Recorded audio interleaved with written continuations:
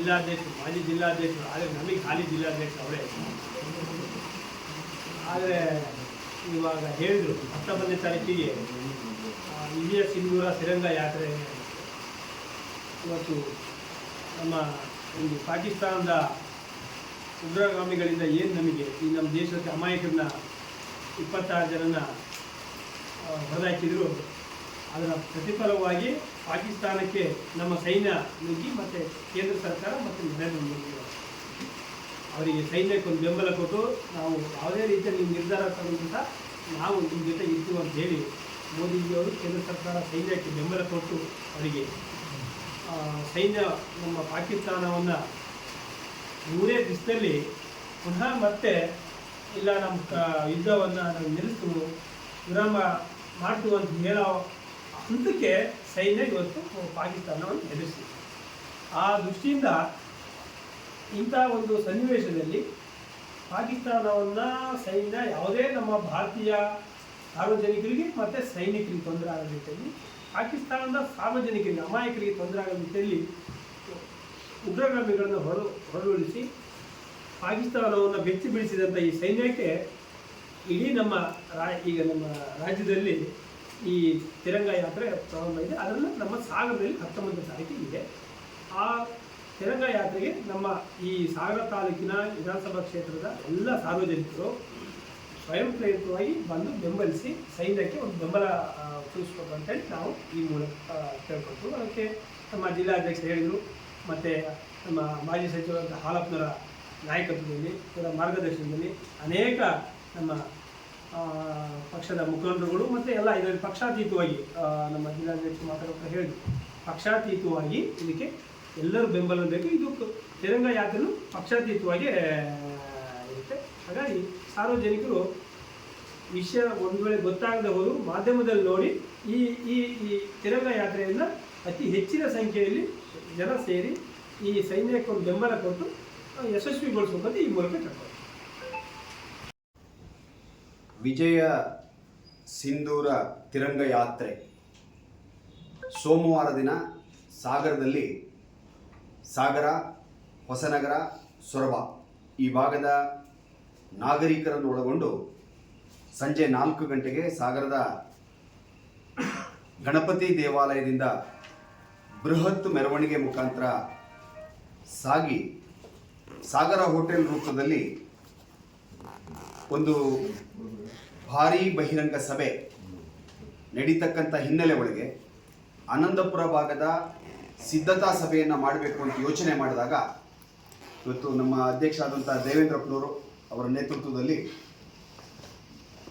ಶಿವಮೊಗ್ಗ ಜಿಲ್ಲೆಯ ಜಿಲ್ಲಾ ನಾಯಕರು, ಜಿಲ್ಲಾ ಪರಿಷತ್ ಸದಸ್ಯರಾಗಿ ಸೇವೆ ಸಲ್ಲಿಸಿರ್ತಕ್ಕಂಥ ನಮ್ಮ ಪಕ್ಷದ ಮುಖಂಡರಾದಂಥ ಹೊನಗೋಡು ರತ್ನಾಕರ ಅವರು, ಇಲ್ಲಿಯ ಮಹಾಶಕ್ತಿ ಕೇಂದ್ರದ ಅಧ್ಯಕ್ಷರಾದ ಶಾಂತಕುಮಾರ್ ಆಚಾಪುರ ಅವರು, ರಮೇಶ್ ಹಾರೇಗೊಪ್ಪರ್ ಅವರು, ಇಲ್ಲಿಯ ಆನಂದಪುರ ಪಂಚಾಯಿತಿಯ ಗೌರವಾನ್ವಿತ ಸದಸ್ಯರು, ಅಧ್ಯಕ್ಷರು, ಈ ಹಿಂದೆ ಅಧ್ಯಕ್ಷರಾಗಿ ಸೇವೆ ಸಲ್ಲಿಸಿರ್ತಕ್ಕಂಥ ಹಿರಿಯರು, ಎಡೆಹಳ್ಳಿ ಪಂಚಾಯಿತಿಯ ಸದಸ್ಯರು, ಈ ಹಿಂದೆ ಅಧ್ಯಕ್ಷರಾಗಿ ಸೇವೆ ಸಲ್ಲಿಸಿರ್ತಕ್ಕಂಥ ಪ್ರಮುಖರು, ಸಾಗರದ SC ಮೋರ್ಚಾ ಅಧ್ಯಕ್ಷರಾಗಿ ಸೇವೆ ಸಲ್ಲಿಸ್ತಾ ಇರ್ತಕ್ಕಂಥ ಮಾನ್ಯ ರವಿರವರು, ಅದೇ ರೀತಿ ನಮ್ಮ ಹಿರಿಯ ಮುಖಂಡರಲ್ಲೊಬ್ಬರಾಗಿರ್ತಕ್ಕಂಥ ರೇವಪ್ಪ ಹೊಸಕೊಪ್ಪರವರು, ನಾರಾಯಣಪ್ಪ ಮಾಸ್ಟ್ರು, ಇನ್ನೂ ಅನೇಕ ನಮ್ಮ ಪ್ರಮುಖ ಕಾರ್ಯಕರ್ತರು, ಚಂದ್ರು ಅವರಿದ್ದಾರೆ.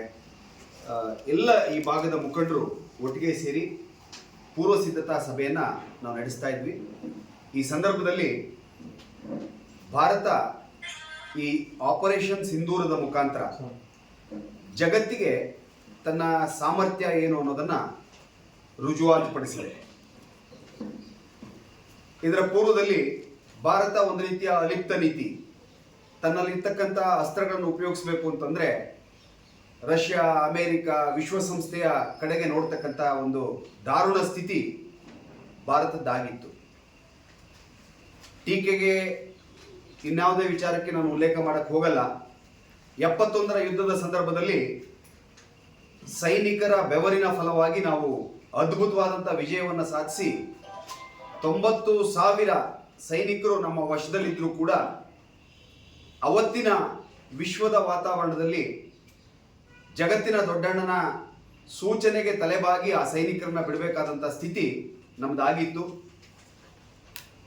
ಅನೇಕ ಸಂದರ್ಭಗಳಲ್ಲಿ ಪಾಕ್ ಆಕ್ರಮಿತ ಕಾಶ್ಮೀರ ನಮಗೊಂದು ನಗೆಪಾಟಲಿನ ಹೆಸರು. ಅದು ಪಾಕ್ ಆಕ್ರಮಿತ ಕಾಶ್ಮೀರ.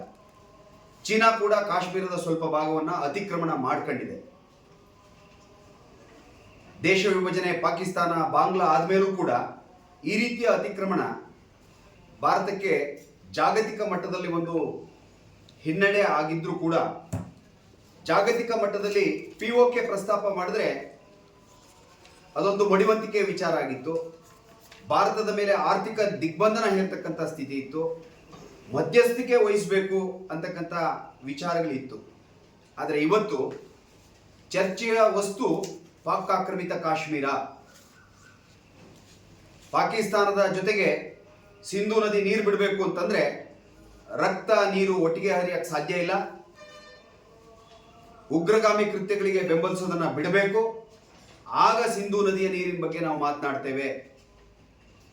ಮುಕ್ತ ವ್ಯಾಪಾರ ಒಪ್ಪಂದಗಳನ್ನು ತಿರಸ್ಕಾರ ಮಾಡಿ ವ್ಯಾಪಾರ ನಡಿಬೇಕು ಅಂತಂದ್ರೆ ಉಗ್ರಗಾಮಿ ಬೆಂಬಲ ಕೊಡೋದನ್ನ ನಿಲ್ಲಿಸಬೇಕು ಅಂತಕ್ಕಂಥ ತಾಕೀತನ್ನ ಮಾಡೋದ್ರ ಜೊತೆಗೆ ಅಂತಾರಾಷ್ಟ್ರೀಯ ಮಟ್ಟದಲ್ಲಿ ಮಾತುಕತೆ ಪಾಕ್ ಆಕ್ರಮಿತ ಕಾಶ್ಮೀರದ ತೆರವಿನ ಬಗ್ಗೆ ಅಂತಕ್ಕಂಥ ಗಡುವನ್ನ ಷರತ್ತನ್ನ ವಿಧಿಸೋ ಮಟ್ಟಕ್ಕೆ ರಾಜತಾಂತ್ರಿಕ ವಿಜಯವನ್ನ ಭಾರತ ಪಡೆದಿದೆ. ಮೋದಿಯವರ ನೇತೃತ್ವದ ಸರ್ಕಾರ ಪಡೆದಿದೆ. ಯಾವ ಪಹಲ್ಗಾಮ್ನಲ್ಲಿ ಹೇಡಿತನದಿಂದ 26 ಜನ ಮುಗ್ಧರನ್ನ ಅಮಾಯಕರನ್ನ ಬಲಿ ಪಡೆದಿದ್ರು, ಜಾಗತಿಕವಾಗಿ ಹೇಳಿ ಸವಾಲನ್ನು ಹಾಕಿ ಒಂದೇ ಒಂದು ಮುಗ್ಧ ಜೀವವನ್ನ ಬಲಿ ಕೊಡದೇನೆ ತಾಂತ್ರಿಕ ಪರಿಣಿತಿಯನ್ನ ಸಾಧಿಸಿ ಸೈನ್ಯದ ಪ್ರತಿಶತ 100ರ ಸಾಮರ್ಥ್ಯವನ್ನ ವಿನಿಯೋಗ ಮಾಡಿ ಜಾಗತಿಕವಾಗಿ ಶಾಂತಿ ನೆಲೆಸಲಿಕ್ಕೆ ಅಗತ್ಯ ಇದ್ದಂತ ಉಗ್ರಗಾಮಿಗಳ ಜೀವ ತೆಗೆಯೋದರಲ್ಲಿ ಭಾರತ ಯಶಸ್ಸಾಗಿದೆ. ಹೇಳಿ ಪ್ರತೀಕಾರವನ್ನು ತಗೊಂಡಿದೆ. ಹೇಡಿತನದಿಂದಲ್ಲ, ಹೇಳಿ ಪ್ರತೀಕಾರವನ್ನು ತಗೊಂಡಿದೆ.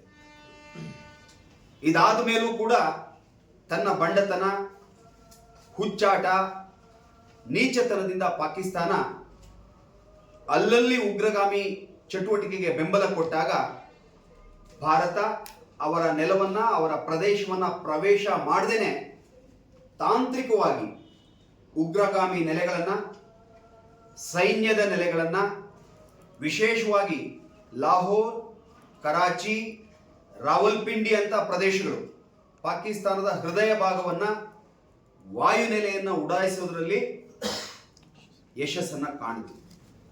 ಇದರ ಮಧ್ಯೆ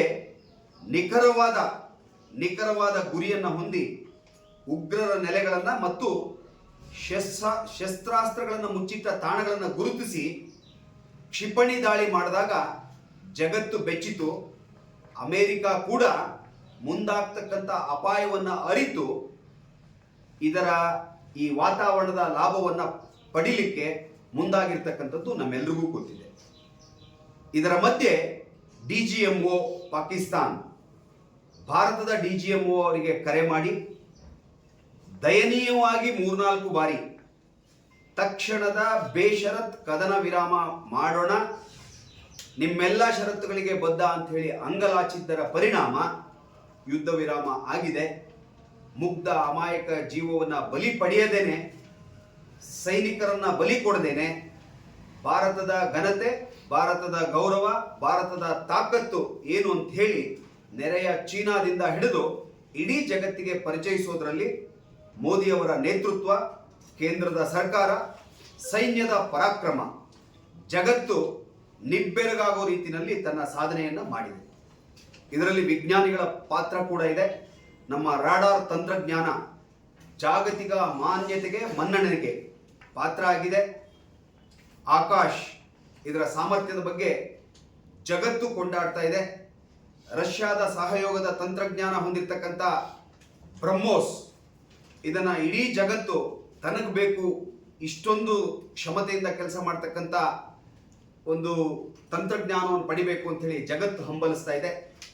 ಇದಕ್ಕೆ, ಈ ಪರಾಕ್ರಮಕ್ಕೆ ಒಂದು ಧನ್ಯತೆಯನ್ನು ಸಲ್ಲಿಸಬೇಕು ಅಂತ ಹೇಳಿ ಸಾಗರದಲ್ಲಿ ವಿಜಯ ಸಿಂಧೂರ ತಿರಂಗ ಯಾತ್ರೆ ಅಂತ ಹೇಳಿ 10,000ಕ್ಕಿಂತ ಹೆಚ್ಚು ಜನವನ್ನ ಸೇರಿಸಬೇಕು ಅಂತ ಹೇಳಿ ಸಾಗರದಲ್ಲಿ ನಾಗರಿಕ ವೇದಿಕೆ ಅನ್ನೋ ಹೆಸರಿನಲ್ಲಿ ಈ ಕಾರ್ಯಕ್ರಮ ಸೋಮವಾರ ನಡೀತಾ ಇದೆ. ಇಡೀ 3 ತಾಲೂಕಿನಲ್ಲಿ ಸಿದ್ಧತೆಯ ಕಾರ್ಯಗಳು ನಡೀತಾ ಇದ್ದಾವೆ. ಸಾಗರ ಗ್ರಾಮಾಂತರದಲ್ಲಿ ಮಾನ್ಯ ದೇವೇಂದ್ರಪ್ಪನವರ ನೇತೃತ್ವದಲ್ಲಿ ಪ್ರವಾಸಗಳು ಆಗಿದ್ದಾವೆ.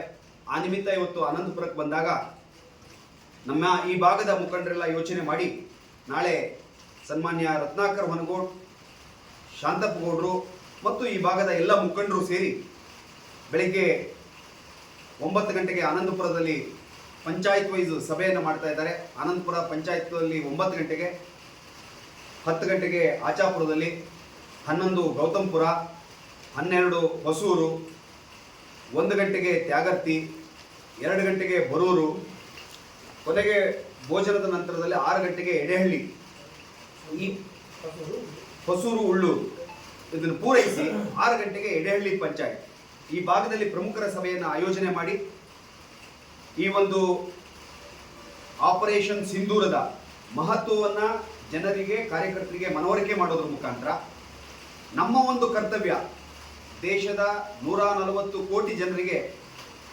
ಸಣ್ಣ ಬಾಧಕವೂ ಆಗದೇ ಇರೋ ರೀತಿಯಲ್ಲಿ ಸಂರಕ್ಷಣೆ ಮಾಡಿದ ಸೈನ್ಯಕ್ಕೆ ನಾವು ಕೃತಜ್ಞತೆಯನ್ನ, ಧನ್ಯವಾದವನ್ನ, ನಮ್ಮ ಗೌರವವನ್ನು ಸಮರ್ಪಿಸಲಿಕ್ಕೆ ಸೋಮವಾರ ದಿನ 4 ಗಂಟೆಗೆ ನಾವು ಸಾಗರದ ಗಣಪತಿ ದೇವಸ್ಥಾನದ ಆ ಮೆರವಣಿಗೆನಲ್ಲಿ ಭಾಗಿಯಾಗಿ ನಮ್ಮ ಕರ್ತವ್ಯವನ್ನು ನಿರ್ವಹಿಸಬೇಕು ಅಂತ ಹೇಳಿ ಮಾನ್ಯ ಮನಗೋಡ್ ರತ್ನಾಕರ್ ಅವರು, ಶಾಂತಣ್ಣ ಅವರ ನೇತೃತ್ವದಲ್ಲಿ ಇರ್ತಕ್ಕಂಥ ಈ ಸಭೆಗಳಲ್ಲಿ ಉಲ್ಲೇಖ ಮಾಡಿ ಸಾರ್ವಜನಿಕರು ಬಹಳ ದೊಡ್ಡ ಪ್ರಮಾಣದಲ್ಲಿ ಬರಲಿಕ್ಕೆ ಉತ್ಸುಕರಾಗಿದ್ದಾರೆ. ಯಾರಿಗೂ ಕೂಡ ವಾಹನ ಇತ್ಯಾದಿ ವ್ಯವಸ್ಥೆಗಳನ್ನು ಮಾಡ್ತಕ್ಕಂಥದ್ದಿಲ್ಲ, ಸ್ವಯಂ ಪ್ರೇರಿತವಾಗಿ ಅವರು ಬರೋದಕ್ಕೆ ಸಿದ್ಧವಾಗಿದ್ದಾರೆ. ಯಾರು 4 ಚಕ್ರದ ವಾಹನ ಹೊಂದಿದ್ದಾರೆ ಯಾರು ಜೊತೆಗೆ ಬರ್ತಕ್ಕಂಥ ಸಾರ್ವಜನಿಕರನ್ನ ಕರ್ಕೊಂಡು ಬರಲಿಕ್ಕೂ ಕೂಡ ಮನವರಿಕೆ ಮಾಡೋ ಹಿನ್ನೆಲೆ ಒಳಗೆ ಈ ಪ್ರವಾಸವನ್ನ ಆಯೋಜಿಸಲಾಗಿದೆ. ಇದೊಂದು ಪಕ್ಷಾತೀತವಾದ, ಜಾತ್ಯಾತೀತವಾದ, ಧರ್ಮವನ್ನ ಯೋಚನೆ ಮಾಡದೇ ಇರ್ತಕ್ಕಂಥ, ಯಾರು ಭಾರತೀಯರು ನಾವು ಈ ಭಾರತ ಮಾತೆಯ ಮಕ್ಕಳು ಅಂತ ಹೇಳಿ ಭಾವಿಸಿದ್ದಾರೆ ಅವರೆಲ್ಲರೂ ಭಾಗವಹಿಸಲಿಕ್ಕೆ ಅರ್ಹತೆಯನ್ನು ಹೊಂದಿರತಕ್ಕಂಥ ಕಾರ್ಯಕ್ರಮ. ತಮ್ಮ ಮುಖಾಂತರ ಎಲ್ಲ ರಾಜಕೀಯ ನೇತಾರರಿಗೆ, ರಾಜಕೀಯ ಮುಖಂಡರುಗಳಿಗೆ, ಜೊತೆಗೆ ಎಲ್ಲ ಧರ್ಮದ ಬಂಧುಗಳಿಗೆ, ಜಾತಿಯ ಬಂಧುಗಳಿಗೆ ನಾವು ಬರಬೇಕು ಅಂತಕ್ಕಂಥ ಕರೆಯನ್ನು ಈ ಸಂದರ್ಭದಲ್ಲಿ ಕೊಡ್ತಾ, ಇದಿಷ್ಟೇ ಅಲ್ಲ, ಮಾನ್ಯ ಹರತಾಳ್ ಹಾಲಪ್ಪನವರು ನಾಳೆ ಸಾಗರಕ್ಕೆ ಆಗಮಿಸ್ತಾ ಇದ್ದಾರೆ. ಈಗಾಗಲೇ ಅವರು ಅಲ್ಲಿ ಬಳಸ್ತಕ್ಕಂಥ ಸಾವಿರಾರು ಧ್ವಜಗಳನ್ನು ಬೆಂಗಳೂರಿನಿಂದ ತರಿಸೋದ್ರ ಬಗ್ಗೆ, ಜೊತೆಗೆ 500 ಮೀಟರ್ಗೂ ಹೆಚ್ಚು ಉದ್ದದ ಒಂದು ತಿರಂಗದ ಧ್ವಜವನ್ನು, 500 ಮೀಟರ್ ಅಂದರೆ 1500 ಅಡಿಗಿಂತ ಹೆಚ್ಚು ಉದ್ದದ ಧ್ವಜವನ್ನು ಬೆಂಗಳೂರಿನಿಂದ ತರಿಸೋದ್ರ ಬಗ್ಗೆ, ಸಾಗರದಲ್ಲಿ ಯಾರು ಇಂಟೆಲೆಕ್ಚುಯಲ್ಸ್ ಅಂತ ಹೇಳ್ತೀವಿ, ಪ್ರಬುದ್ಧರು ಅಂತ ಹೇಳ್ತೀವಿ, ಅವರ ಮೀಟಿಂಗ್ ಆಯಿತು, ಅದಕ್ಕೂ ಕೂಡ ಸಲಹೆ, ಸಹಕಾರ, ಮಾರ್ಗದರ್ಶನವನ್ನು ಮಾಡಿದ್ದಾರೆ. ಜೊತೆಗೆ ನಾಳೆ ಸಾಗರಕ್ಕೆ ಬಂದು ಎಲ್ಲ ಭಾಗದ ಪ್ರಮುಖರಿಗೆ, ಹೊಸನಗರ, ಸೊರಬ ಮತ್ತು ಸಾಗರ ಈ 3 ಕ್ಷೇತ್ರಗಳಲ್ಲೂ ಅವರು ಶಾಸಕರಾಗಿ ಕಾರ್ಯವನ್ನು ನಿರ್ವಹಿಸಿದ್ದಾರೆ. ಇಲ್ಲಿರ್ತಕ್ಕಂಥ ಪ್ರಮುಖರು, ಹಿರಿಯರು, ಸಮಾಜದ ನೀತಿ ನಿರೂಪಕರಿಗೆ ದೂರವಾಣಿ ಕರೆ ಮಾಡಿ ಈ ಒಂದು ಸೈನಿಕರಿಗೆ, ಸೈನ್ಯಕ್ಕೆ ಮತ್ತು ನೇತೃತ್ವಕ್ಕೆ ಧನ್ಯವಾದ ಸಲ್ಲಿಸ್ತಕ್ಕಂಥ ತಿರಂಗ ಯಾತ್ರೆಯಲ್ಲಿ ಭಾಗವಹಿಸಬೇಕು ಅಂತಕ್ಕಂಥ ವಿನಂತಿಯನ್ನು ಕೂಡ ಅವರು ಮಾಡೋರಿದ್ದಾರೆ. ನಮ್ಮ ಈ ಎಲ್ಲ ಚಟುವಟಿಕೆನ ದೂರವಾಣಿ ಮುಖಾಂತರನೇ ಪ್ರತಿ ಗಂಟೆಗೊಮ್ಮೆ ಪರಿಶೀಲನೆ ಮಾಡಿ ಅವರು ಸಲಹೆ ಸಹಕಾರಗಳನ್ನು ನೀಡ್ತಾ ಇದ್ದಾರೆ. ಅದೇ ರೀತಿಯಲ್ಲಿ ಈ ಭಾಗದಲ್ಲಿ ಹೊನಗೋಡ್ ರತ್ನಾಕರ್ ಅವರು, ಶಾಂತಣ್ಣ ಅವರು, ದೇವೇಂದ್ರಪ್ಪನವರು ಇಲ್ಲಿ ಪ್ರವಾಸ ಮಾಡ್ತಾ ಇದ್ದಾರೆ. ನಿನ್ನೆ ಸೊರಬಾದಲ್ಲಿ ನಾವು ಪ್ರವಾಸಕ್ಕೆ ಹೋಗಿದ್ವಿ, ಹೊಸನಗರದಲ್ಲಿ ಪ್ರವಾಸಕ್ಕೆ ಹೋಗಿದ್ವಿ. ಎಲ್ಲ ಭಾಗದಲ್ಲಿ ಮುಖಂಡರುಗಳು ಓಡಾಟ ಮಾಡ್ತಾ ಇದ್ದಾರೆ.